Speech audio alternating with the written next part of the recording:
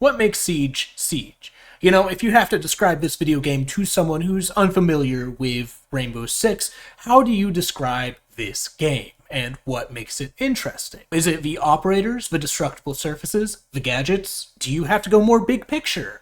Talk about the game being almost played entirely inside of buildings where almost every other tactical shooter takes place outside? Or is it more just about having Tom Clancy's name plastered all over the box? Point is, defining a game, or rather defining the mechanics that make it unique, is really freaking hard. But I was watching this one video about fighting games. But fans of the series will dispute what makes a real Street Fighter game because people have different tastes.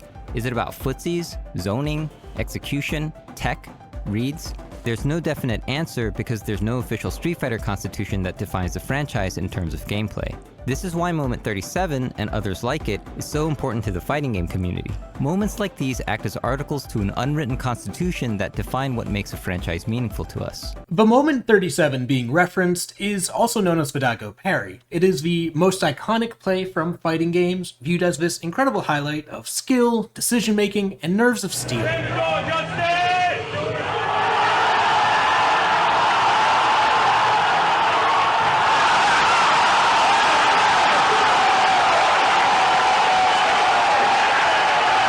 It is such a big phenomena that there's videos of randoms memeing Justin Wong with it. Bro, you think he Daigo? You ain't Daigo. Oh, he's Daigo! He's Daigo! He's Daigo! No! There's official merch referencing it, and even in tournament trailers. Did you need some extra guac with that? Hey man, you want extra guac? もっとキックが欲しいな。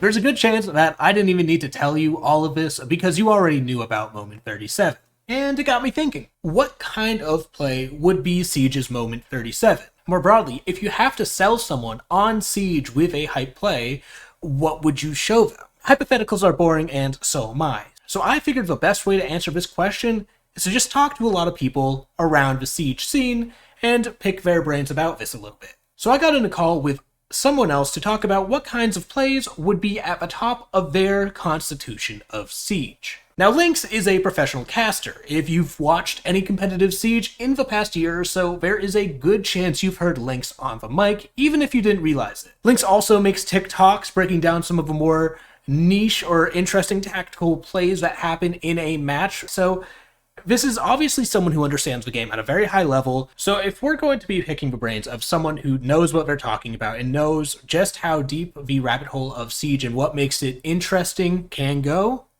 Lynnx is one of the best guys to talk to about this. So I think with Siege, and I think this is the same for any game, I don't think there's one singular clip, but in my humble opinion, I think there are some necessary criteria that any clip to be considered, like a constitutional moment of the game has to meet. And for Siege, I think that clip needs to be something about using operator primary utility in a creative way, but specifically a spontaneous way. And before I get into what I think the clip is, the example is, using like a mirror window or pulse heartbeat scanner or like a C4. Because if you're just using a flashbang or a smoke, those exist in Valorant, those exist in CS, those exist in plenty of other first-person shooters. Yeah. So even if you might have a super big clip, or even like, Canadian on white stairs whiffing that engagement, whiffs happen all the time in first-person shooters. It might define, the esport or the game from a storytelling perspective, but it doesn't really set the game apart from other first-person shooters. So for me, when I was thinking, what clip serves as that kind of gold standard for what is Rainbow Six, I was like, it has to be something with either operator primary utility, and most of that being very unique to Siege with hard breaching or flank watch or so on. But even if it's secondary utility, it's only limited to like a C4. Yeah. And not much else. So anyway, my ground rules aside, I think one contender for the, game-defining clip is actually very recent, and I don't think this is a particularly hot take. It'd be that Hashom clip with Azami. It's total calamity, total mayhem inside of the server. But the time will continue to favor W7. Leader outside the diffuser to the middle. Can they solve it?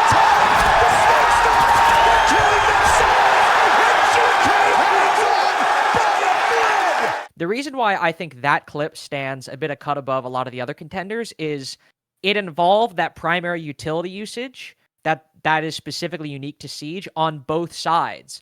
W7M planted in front of Big Window next to the bunk bed and then tried to deny it with Capital Firebolts, something that, mollies exist in other games, so that there isn't this completely unique to Siege mechanic there, but it's still using an operator to try and deny the defuse or the counter defuse from happening. But then, as you pointed out, Hashom comes up, he has these Kiva barricades, something that is very unique to Siege. Yeah. These small projectiles that can create basically mini walls to block off. He uses 2 of them to not only block the firebolts, but also stop the attack from rushing in and trying to kill leader as he's defusing. So you have this very cool usage, creative utility usage on both sides to try to either stop the counter defuse or to enable the defuse, whether you're attack or defense. Yeah.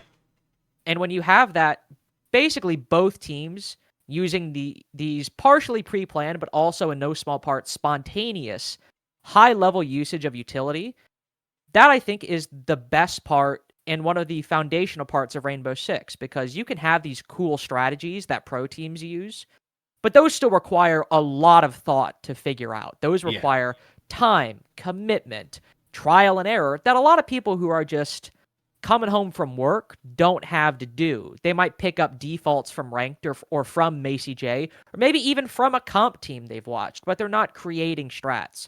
But what anybody can do is anybody can have a moment like Hashom did, whether it's with a Kiva barricade or a C4 or even just a blitz rush that they think of spontaneously. It's those in-the-moment kind of heads-up plays that anybody can accomplish and accomplish it with utility that is very much unique to Rainbow Six. Of course, during the discussion, things got a little philosophical. I think if that play comes at a major, or not a major, if it just comes in like Pro League, like a Pro League season, regular season, I think it would have been really cool, but it wouldn't have been hype. I think without that like major status attached to that game, we probably also wouldn't view it in the same lens, Probably. I definitely think as part of it is once the crowd sees those Kiva barricades go up, everyone starts cheering because they know exactly what's going on and they know exactly how it's going to end. Because if you play the game, you know that, before the changes announced at SI, Kiva barricades, something notoriously not easy to deal with if you don't have explosives. So once those go up, the crowd gets excited and you simply don't have that crowd interaction in your regular Pro League game. To your point about, moments in those kind of regular season games not having the same like huge hype, there was a play that had it happen on a major stage would have been insane, and that was when I mentioned this actually during the FaZe game. I don't remember exactly what it was, but during an OXG game in NAL Stage 2, with the Monty that they hit on Cafe, and Foxy had that big clutch to win like 7-5. 7 seconds on the clock, and they will try and rush up and knife Fox. Try and drop him down as the plant is going down. He's just turning for the diffuser. Foxy on the 180! Are you kidding me? If that had happened in a best of 3 in front of a crowd, people would have been losing their minds, and I imagine we probably would be talking about it, not necessarily in terms of like, look at this crazy big brain play, but just like look at this cool thing that happened. What do you think about the I think it was VP with the Evil Eyes that were stolen by Vibravacam killing the Clash? Oh, that's another one. That is actually it's funny, I casted that game and I didn't even think about that. But yeah, I would say that's another, at least that's another contender just in terms of the content of it. But again, when you think about the Hashom play has that impact as well. That's at least what made, the crowd reaction come to mind. Yeah.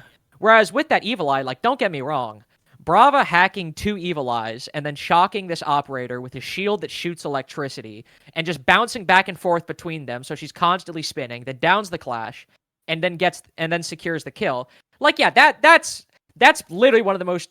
That'd be like in a Macy J highlight video right there. Yeah. Like, I haven't seen that exact clip happen, but if you describe that to somebody, people will be like, "Oh yeah, that's just Rainbow Six for you, buddy." Like, but this is where sometimes the issue is some of these discussions start coming out as like it happened in like round 1 of a game. They didn't even end up winning the round. Yeah. Do you account for those factors in the clip's impact, or do you just judge it off of what actually occurred? And I don't have the answers to that, but Yeah, well, I think that's an interesting point about like, oh, well, who actually won? Who won the round? Because you look at Moment 37 in Street Fighter, everyone talks about how cool Daigo was for parrying the Chun-Li super. Like everyone always talks about, oh, nobody talks about how Daigo actually lost the set. Justin Wong still won even. Oh, there you know, go. like it's this big iconic moment, but then it's like the running joke is like, well, Justin Wong still won. Well, yeah, I'm not as familiar with fighting game lore, but it's funny you mention that because when you mention that moment, I just reasonably assumed the guy who did the cool thing won. Yeah, So, right. I mean, that kind of flips the conversation though. Like if kind of the genesis of this video was that moment, and the very player who's constantly talked about and that play who's constantly talked about ended up losing that match, that kind of reframes it a bit. And I mean, I think I would still go with the Hashone play because I think it's a top contender no matter what, just content wise, aside from the crowd interaction or the meaning of the match. But like, if that's kind of where you're getting this idea from, yeah, I honestly think that a moment where Always hacks the Evil Eyes and then kills Vidaking on the Clash, I think that's also a top contender just based off content. Because like, honestly, that in some ways is probably even a little bit more niche Rainbow Six moment in terms of like the utility involved than the Hashone moment is. So I think that moment with that kind of context in mind would absolutely be a contender as well. One issue I do have right now with some of the discussion around, the meta is, Siege isn't tactical anymore. Siege isn't strategic anymore. And yes, it is. Like if you think that, you're wrong. Sure, Siege isn't as extremely utility focused as it was. And I'll agree with that. And if you think that's a bad thing, like you're perfectly entitled to that viewpoint. So that's fine. But Siege has evolved from its tactics being uniquely Siege, like what operators to bring, where to place utility. And it's more started evolving in terms of being on the same level as other FPSs in the tactics that we're bringing. It's more positioning, calculating what advantages you can get in specific positions, what risks are worth taking versus not worth taking. And does that mean that like kind of the meta right now isn't unique to Siege? Yeah, I'll agree with that. And again, if that's a problem with you, like go for it. But I think it's very wrong to say that this meta isn't tactical, because even though it's a lot more gunfight focused and less strat focused, a team that is good, like W7M or FaZe or G2, is going about those with intelligence and thought and not just like sprinting into things. But anyway, that's beside the point. I mean, don't tell those people to watch old Vosville. They'll break a fucking gasket, bro. Why is Eunice just running at them? Well, dude, he's winning, so we can't complain about it. I am Jonas. I use the R4C. Oh, jeez. All right. Do you have any closing statements, closing thoughts? Azami might be a little overpowered, but goddamn, is she fun. But what do you think about all this? What plays would you put up on the Mount Rushmore of Siege, and what do you think defines the game? What would you make your constitution of Siege be? Let me know down in the comments below. Share this or like it, sub. I don't. What's the YouTube meta? I don't pay enough attention. In 3, 2, 1, boom. Oh, am I talking now? Sorry. Yeah. Okay. I didn't. Sorry, I know we've done interviews before, so I've been Pavloved into waiting for you to ask the question. Sorry. I've really set myself up for this, haven't I? Yeah, that's true. I'm used to being interviewed, so I was like, oh shit, I have to talk.